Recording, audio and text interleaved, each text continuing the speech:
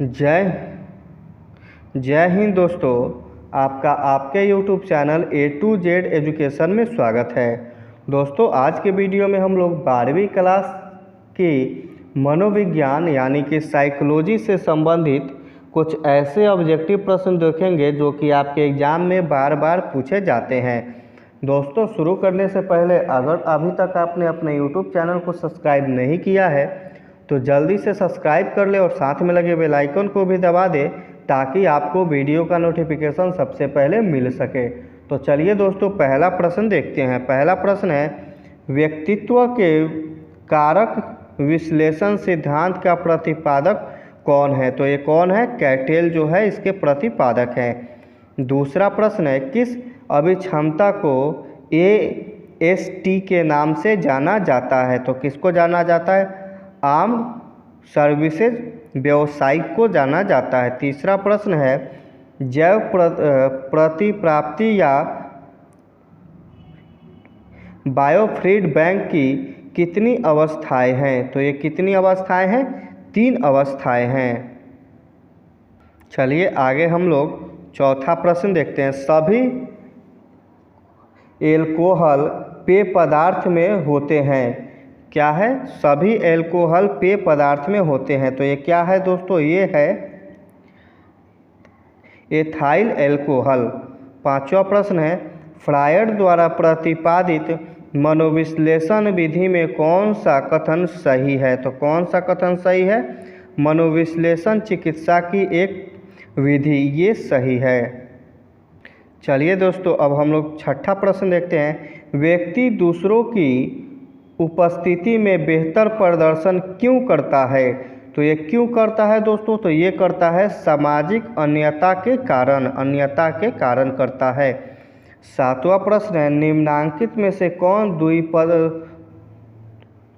द्वियक समूह नहीं है? द्वियक समूह कौन सा नहीं है इसमें से? तो परिवार जो है ये द्वियक समूह नहीं है। 8 नंबर प्रश्न है, नलिका वाहिनी ग्रंथि का नाम है। तो कौन सा नाम है नलिका वाहिनी ग्रंथि का? एंडीनल ग्रंथि ये नाम है। क्या है? एंडीनल ग्रंथि। आगे हम लोग देखते हैं 9 नंबर प्रश्न, किस चिकित्सा पद्धति में सीखने के सिद्धांत का प्रयोग होता है? तो ये व्यवहार चिकित्सा में होता है। 10 नंबर प्रश्न, दूसरों के आईनों में अपने को झांकने का भाव किस कौशल को दर्शाता है? तो ये समानुभूति को दर्शाता है। किसको दर्शाता है? समानुभूति को दर्शाता है। आगे हम लोग देखते हैं दोस्तों 11 नंबर प्रश्न। कौन सा प्रश्न देखेंगे? 11 नंबर प्रश्न कह रहा है, कौन थॉर्नडाइक के सीखने का नियम नहीं है? क्या है? कौन थॉर्नडाइक के सीखने का नियम नहीं है? तो प्रभाव का नियम, ये सीखने का नियम नहीं है। 12 नंबर प्रश्न है, सीखने के सूझ सिद्धांत के अनुसार प्राणी को सफलता मिलती है। तो कैसे मिलती है? तो ये मिलती है, कैसे मिलेगी सफलता? सीखने के सूझ सिद्धांत के अनुसार प्राणी को सफलता मिलती है तो क्रमशः यानी कि लगातार मिलती है। आगे देखते हैं 13 नंबर प्रश्न, श्वसन अभ्यास को योग में कहा जाता है। तो इसको कहा जाता है प्राणायाम। क्या कहा जाता है? प्राणायाम कहा जाता है। 14 नंबर प्रश्न देखते हैं, व्यवहार चिकित्सा किस सिद्धांत पर आधारित है? तो ये प्रत्यक्ष सिद्धांत पर आधारित है। 15 नंबर प्रश्न है, निम्नांकित में से कौन मनोविदलता का एक प्रकार नहीं है? तो कौन नहीं है? विघटित मनोविदलता ये प्रकार नहीं है। 16 नंबर प्रश्न है, निम्नांकित में से कौन सा मनोवैज्ञानिक विकारों के वर्गीकरण की नवीनतम पद्धति है? तो कौन है? DAM4 ये पद्धति है। आगे हम लोग देखते हैं 17 नंबर प्रश्न, कौशल के बारे में कौन सा कथन सही है? तो ये कौन सा कथन सही है? कौशल के अभिक्षण को अर्जित किया जाता है, ये है। 18 नंबर प्रश्न है, समूह संरचना का तात्पर्य है। तो क्या तात्पर्य है? समूह का आकार, समूह की प्रभावशीलता, समूह का लक्ष्य। ऑप्शन नंबर डी सही हो जाएगा, इनमें से सभी। 19 नंबर प्रश्न, निम्नांकित में से कौन प्रतिरक्षा मनोरचना है? तो ये कौन है? इनमें से सभी इसका ऑप्शन हो जाएगा, यानी दमन, दलन और प्रेक्षण। ऑप्शन नंबर डी सही हो जाएगा। आगे हम लोग दोस्तों देखते हैं 20 नंबर, सृजनात्मकता की आवश्यकताओं के प्रसंग में कौन सा बेमल पद है? तो ये कौन सा है? अभिप्रेरण है। 21 नंबर प्रश्न, बुद्धि के द्विकारक सिद्धांत का प्रतिपादन किसने किया? तो ये चार्ल्स स्पियरमैन ने किया था।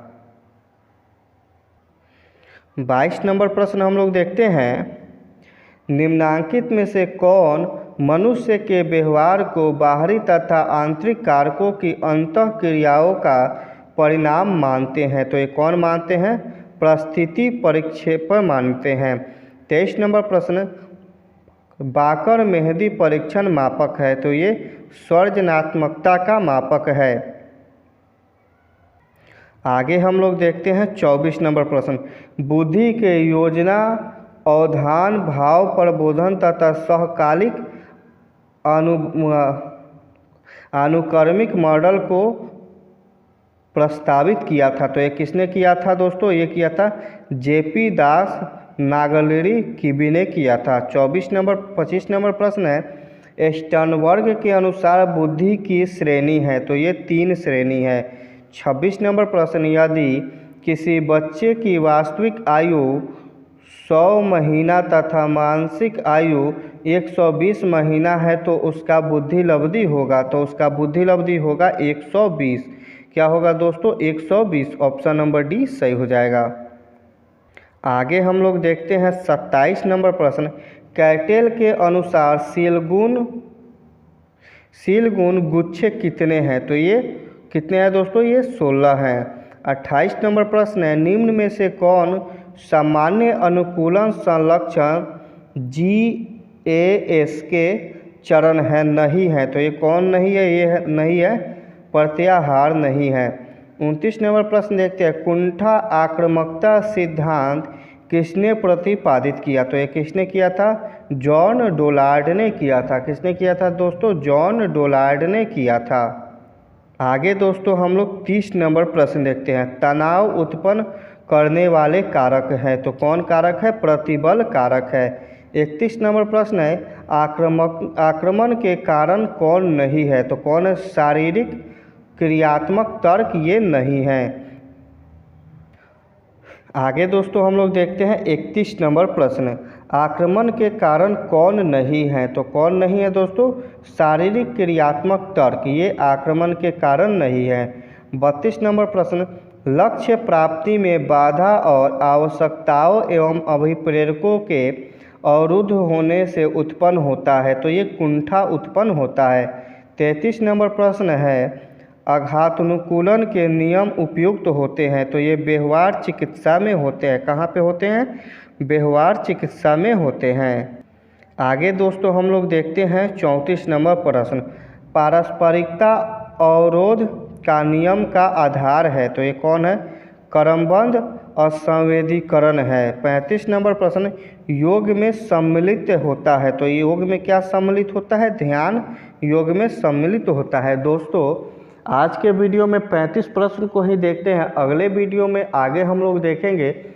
दोस्तों वीडियो पसंद आई हो तो आप अपने YouTube channel Bihar board exam 2023 को सब्सक्राइब करें और साथ में लगे बेल आइकन को भी दबा दें ताकि जब भी कोई वीडियो अपलोड हो उसका नोटिफिकेशन आपको सबसे पहले मिलता रहे। धन्यवाद।